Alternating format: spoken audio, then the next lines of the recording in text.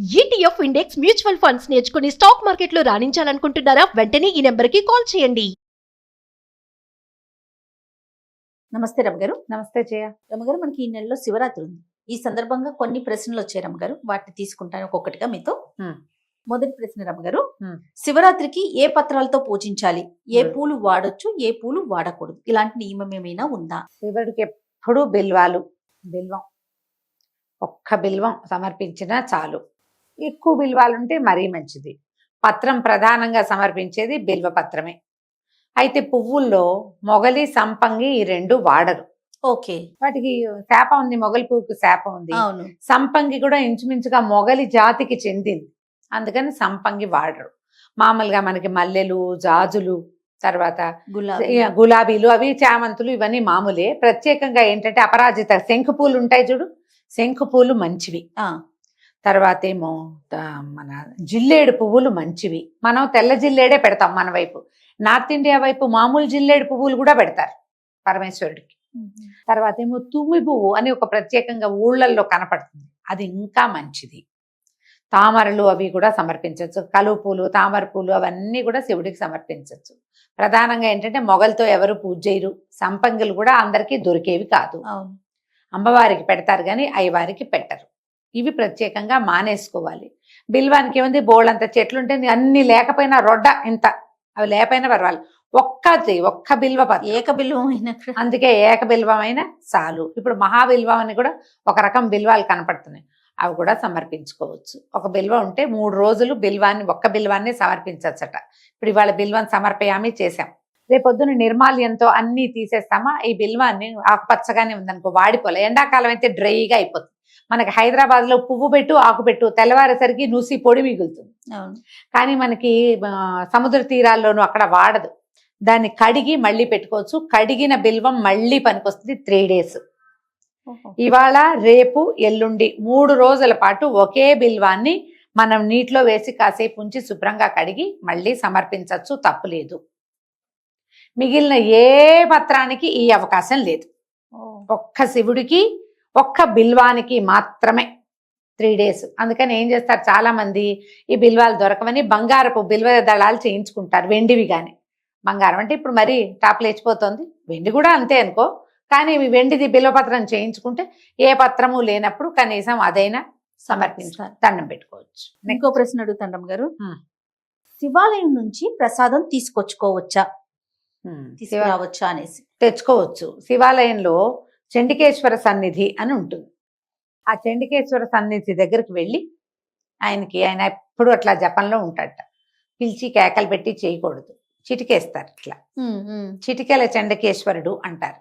ఈ శివాంశ అంటే శివుడి యొక్క నిర్మాల్యం అంత మీద హక్కు చండికేశ్వరుడికేట. పూర్తి హక్కు చండికేశ్వరుడికి, చండుడికి ఇచ్చారు ఆయన. అందుకని ఆయనకి చూపించి, పాపం మేము ఫలానా గోత్రం వచ్చి దర్శనం చేసుకోవడం, ఈ ప్రసాదం తీసుకెళ్తామని చూపించి తెచ్చుకోవచ్చు, అంతే లెక్క. ఏమి తెచ్చుకోకూడదు. మామూలుగా గురుగారు ఆయన ఇవ్వగానే అవన్నీ తీసుకెళ్ళి మనం నంది మీద పెట్టేసి బల్లాల మీద అలా చేస్తాం. ఇప్పుడు విభూది ఇచ్చారు, పెట్టుకుంటాము. ఏమిస్తారు శివాలయంలో మనకి ఇచ్చేది, ఓ బిల్వపత్రం ఇస్తారు, కళ్ళకు అద్దుకుంటాం, తెచ్చుకోవచ్చు. ఆయనకు చూపించి ఒక కొబ్బరి చిప్పిస్తారు. ప్రసాదం ఏదైనా తినడానికి ఒకవేళ ఏ శివాలయాల్లోనూ ప్రసాదాలు పెద్దగా పెట్టారనుకో, మనం అక్కడే కూర్చుని తినేస్తాం. అది ప్రసాదం ఇచ్చిన డిప్ప అక్కడే పడేస్తాం కదా. ఏం తెస్తాం, మనం పట్టుకెళ్ళినవే కొబ్బరి చిప్పలు, మనం పట్టుకెళ్ళినవే 10 డజన్ అరటిపళ్ళు పట్టుకెళ్తే ఒక 5 6 మన చేతిలో పెడితే అవి శివ నిర్మాల్యం కాబట్టి చండికేశ్వరుడికి చూపించి తెచ్చుకోవచ్చు, ఏ తప్పు లేదు. చూపించకుండా తేకూడదు, ఆయన చూపించే తీసుకురావాలి.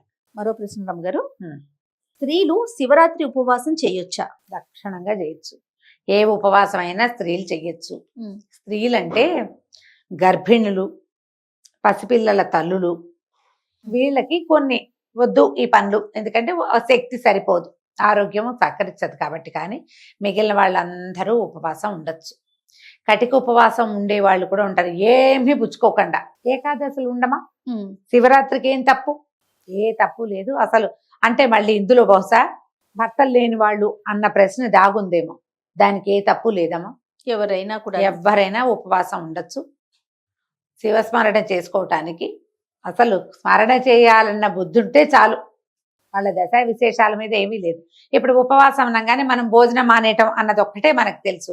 ఇప్పుడు ఈ గర్భిణులు కానీ లేకపోతే బాలింతలు పిల్లలకు పాలిచ్చే వాళ్ళు కానీ అన్నం భోజనం చేసినా శివనామస్మరణ చేసుకుంటే అది కూడా ఉపవాసం కిందకే వస్తుంది. అవును, మన ఉపవాసం అనగానే అన్నం మానేయటం, తిండి లేకుండా ఉండటం అన్నదే వస్తుంది. అది అసలు ఆ రకంగా ఆలోచించద్దు. మనకు చెప్పబడిన విధానం అది కాదు. భగవంతుడి సన్నిధానంలో ఉండడము అంటే నామస్మరణ చేసుకోండి, మంచి మాటలే ఆడండి, ఇతరుల మీద దుర్భాషలు ఆడబోకండి, గొడవలకి కొట్లాటలకి దిగబోకండి, ఎవరిని ఏమనద్దు, శివనామస్మరణ చేసుకోండి. గర్భిణులు బాలింతలు కూడా శివనామస్మరణ చేసుకోవచ్చు, అంతే. రమ్మగారు ఇంకో ప్రశ్న రమ్మగారు, ఉమ్. ఇప్పుడు శివరాత్రి రోజున ఉపవాసం ఉంటాం, జాగరణ కూడా చేస్తాం కదా, మరుసటి రోజు ఉదయం ఎప్పుడు భోజనం చేయాలి? ఆ రోజు పూజా విధానం ఏ విధంగా ఉండాలి? మరుసటి రోజు నెక్స్ట్ డే తెల్లవారిన తర్వాత ఒకసారి అంటే మనం నిద్రపోలేదు కానీ కాసేపు పడుకునే వాళ్ళు కూడా కొంతమంది ఉంటారుగా, కాలకృత్యాలు తీర్చుకుని స్నానం చేసేసి ఇంట్లో శివారాధన చేసుకుని కుదిరితే దేవాలయానికి వెళ్ళి వెంటనే భోజనం చేసేయచ్చు. పాచిమొహాలతో మాత్రం తినకూడదు. మీరు ఉపవాస విరమణ అంటే ఇప్పుడు ఏకాదశి ఉపవాసం ఉండి ద్వాదశి నాడు పొద్దున్నే స్నానం చేసి ఎవరికైనా పెట్టుకుని ద్వాదశి గడియలు దాటకుండా కదా మనం తినాలి. అవును, ఇక్కడ ఈ గడియలు దాటడం విధానం చెప్పలేదు కానీ మర్నాడు లేచి పొద్దున్నే ఏదో ఒకటి తినేసే పద్ధతి చేయకూడదు. పూజ చేసుకొని బ్రేక్ఫాస్ట్ చేసేద్దాం తర్వాత స్నానం చేద్దాం అనుకోవద్దు.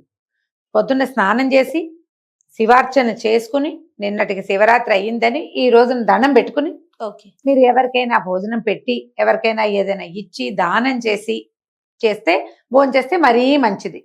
తొందరగా తినేసేయండి. ఒకవేళ మీరు బ్రేక్ఫాస్టే చేయదలుచుకున్నారు, టిఫినే చేస్తాం, మధ్యాహ్నం అన్నం తింటాం, అది కూడా పనికొస్తుంది.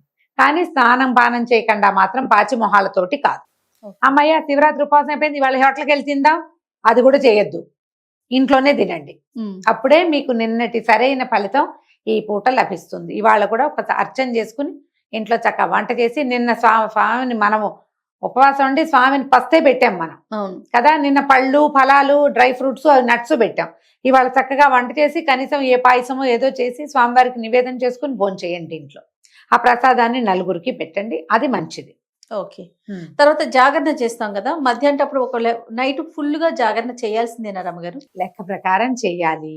శక్తి చాలకపోతే లింగోద్భవ కాలం దాకా అయినా ఉండాలి. అంటే 1:30 2 దాకా ఉండి 3 అవుతుండగా పడుకుని తెల్లవారు మళ్ళీ 9ంటికి బారెడు పొద్దు కేకలేస్తాం అనకూడదు. కొంచెం పెందరాలేని లేచి మళ్ళీ అర్చన చేసుకుని భోజనం చేయాలి.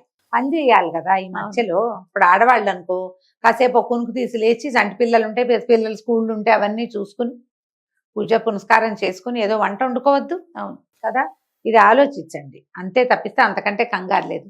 మర్నాడు ఎప్పుడు పడుకోవాలి అనేది ఒక సమస్య వస్తూ ఉంటుంది. అవును, ఎట్లా ఏకాదశి నాడు జాగరణ చేస్తే ఏకాదశి ఉపవాసం చేసామనుకోండి, జాగరణ చేసే వాళ్ళు ఉంటారు ఏకాదశికి. ద్వాదశి నాడు నిద్రపోకూడదు పగలు. ద్వాదశి నాటి పగలు గనక నిద్రపోతే మోహినీదేవికి వెళ్ళిపోతుందట మొత్తం పుణ్యం అంతా, ఏకాదశి పుణ్యం. ఓహో, అందుకని పనికిరాదు. ఇప్పుడు మనం శివరాత్రి జాగారం అయిన తర్వాత కూడా సాయంకాలం పొద్దుబాటారే దాకా పడుకోకపోవటమే మంచిది. మరుసటి రోజు కూడా నిద్రపోకుండా ఉండి సాయంకాలం తొందరగా 6:30 6 గంటలకు భోజనం చేసి నిద్రపోండి. పగలు పడుకోకపోవటమే మంచిది. మీరు ఆగలేకపోతే మీ ఇష్టం. రైట్ రమ్మగారు, ఇప్పటి వరకు ఉన్న ప్రశ్నలు అయితే అవి. ఓకే, మళ్ళీ ఇంకొక వీడియోలో మరికొన్ని ప్రశ్నలు వస్తే కనుక మీ ముందు ఉంచుతాను. అలాగే. నమస్తే. నమస్తే.